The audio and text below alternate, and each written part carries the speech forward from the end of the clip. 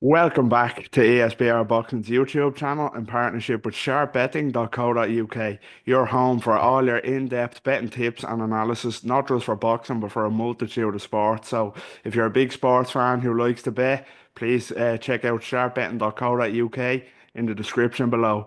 Myself and Elliot here just giving a quick reaction to the news that the IBF and Ring Magazine Cruiserweight champion Joy Opetaia will return to the ring on May 13th to face Claudio Squeo, the unbeaten Italian, on the Gold Coast in Australia. Elliot, let's crack straight into this. First of all, I hope you're well. Secondly, this fight has been pretty ridiculed since it was announced a few hours ago. It's gotten a lot of criticism. Is that justified in your opinion? What is your thoughts on this matchup for Joy Opetaia? Yeah, thanks for having me on, Niall. Always good to speak to you.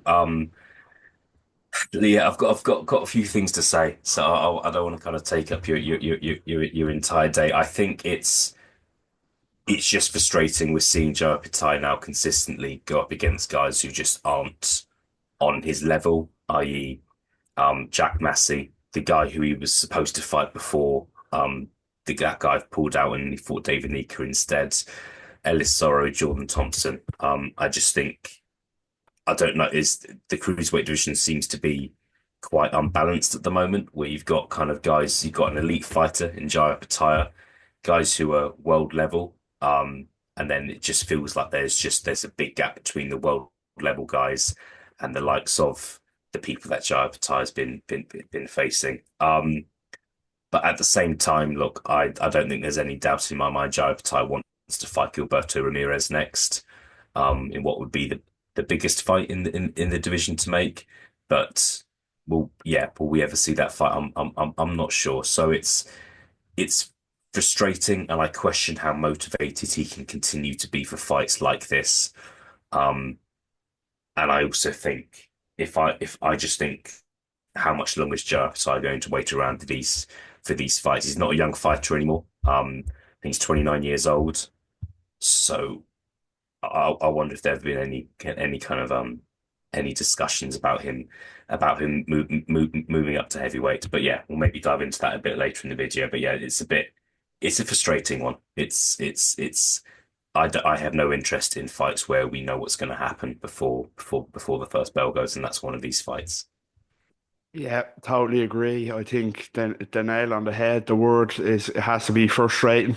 That's the kind of the real over that's the real kind of emotion in this one is frustration. Dreadfully underwhelming. And as you said, it's a team of Joy Opetaia's kind of last couple of years. Now, he's just fighting these guys that don't really belong in the same ring as him. Um, Squeo is another one to add to the list of the Jordan Thompson, Ellis Zorro, and he needs to start fighting people that kind of justify the reputation, the kind of fearsome reputation that he's gotten in these performances against these underwhelming opponents. There's, I agree with you in that Joy Opetaia is most definitely eager to fight these unifications, and he is a good fighter. He could absolutely go on to unify the division, but I just think, yeah, it's dreadfully underwhelming now. Another underwhelming opponent for Joy Opetaia, and you can say what you want about fighters not wanting to fight him or whatever. That may be true. However true that may be, Squeo, I was looking at the IBF rankings. Squeo, I believe, is 14. He's not even top 10 in the IBF, which the IBF have a poor ranking system anyway. Very questionable fighters in their top 10. So for Squeo to not even be in that top 10, I think is an unacceptable choice of opponent. I really do.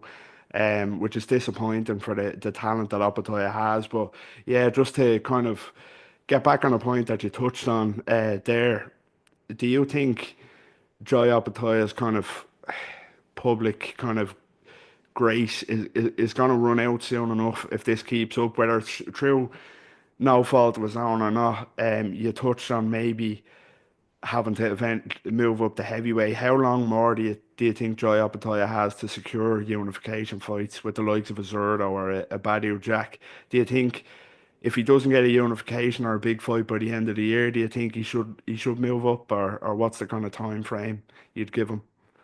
Yeah, look, I will be interested to see what the hype is like for this fight. Obviously, I know, yourself, myself, other members of ESBR will tune in on a Monday afternoon to watch a Naoya Inoue fight or a Tuesday afternoon to watch a Jaya Opetaia fight, as well as watching fights on Friday or Saturday nights because we love the sport. And I know you'll probably still be watching if you can. I'll still be watching if I can, but I question if there'll be that there's a Jaya Opetaia fight happening because we all know what's going to happen, and the vast majority of boxing fans will not have heard of his opponent. So I question the excitement. Whereas against David Nika was just seen as a prospect and someone who was a future world champion. So yeah, it's just as we keep on using the word underwhelming, don't we? I really hope that Opetaia. I'm not going to say if he wins in May. I'm going to say when he wins in May. Says I want Ramirez or that's it. I don't want to see him fight a 41-year-old Badu Jack. I've not got really limited interest in seeing that fight. Ramirez has just beaten Chris Billum-Smith in the unification fight. Um, so that's the fight people want to see, to be honest. Unless maybe somebody beats Badu Jack in that in that time, and then there's a high level WBC champion. That's the fight. Do I think we will see that fight next? I'm not convinced. I think Ramirez sounds like he's fighting Dorticos next, and then could have some sort of mandatory. He could be looking to fight Badou Jack himself. You never know. It doesn't sound positive to me that fight's going to happen. So I really hope Opetaia moves up to heavyweight in what would be there will be plenty of big money fights available. He could in the post Usyk era he could fight for a world title pretty soon as well. So I really hope so. I would really like to see Opetaia make his heavyweight debut before the end of the year, and that's what I think will happen as well.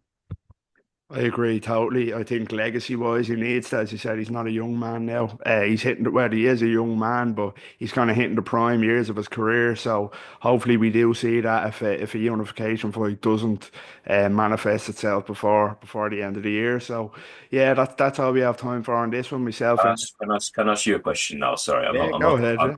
I'm taking over here. What's your opinion on how Opetaia gets on at heavyweight? I think I'm talking about in the likes of Joseph Parker, Martin Bacoli, Daniel Dubois, top 10 guys, because I'm wondering if maybe this move hasn't happened to heavyweight yet because there is a thought that maybe he is just not big enough or he is not going to have success at heavyweight. I don't know, but I really want to see it. How well do you think he can get on a heavyweight? I think attributes wise, I think he can get on very well. There's a lot of fascinating fights, with his, well, how well this will carry up in terms of his speed, to being southpaw, light in his feet, big puncher, sharpshooter. I think he can cause a lot of heavyweights problems, but I can't back him to beat the elite of the division or world class fighters purely because we have seen him against Breedis at cruiserweight, but that was a past his best Maris Breedis, and he didn't set the world alight like he has on other fights. There's no kind of, he did get the job done, but I just can't because we haven't seen him against the very best at cruiserweight, never mind heavyweight yet. So I'd pick most world class fighters to probably beat him, just being too big for him at the minute, but he definitely has potential. So yeah, hopefully we do get to see it soon, in my opinion. If, as I say, if he can't unify the cruiserweight division, that's just my thoughts anyway. But yeah, that's as I say, that's a good place to wrap it up. And yeah, all we have time for on this one, me and Elliot, just reacting to the news that Joy Opetaia will defend his IBF and Ring Magazine cruiserweight titles May 13th against the unbeaten Claudio Squeo in the Gold Coast in Australia. Let us know what you think of this matchup. Are you frustrated and underwhelmed? And yeah, what would you like to see Joy Opetaia do after this? Yeah, as always, don't forget, please like the video if you enjoyed it. Subscribe to our YouTube channel. Follow us on all social media and check out the guys at sharpbetting.co.uk in the description below. Elliot, it was a pleasure and take care.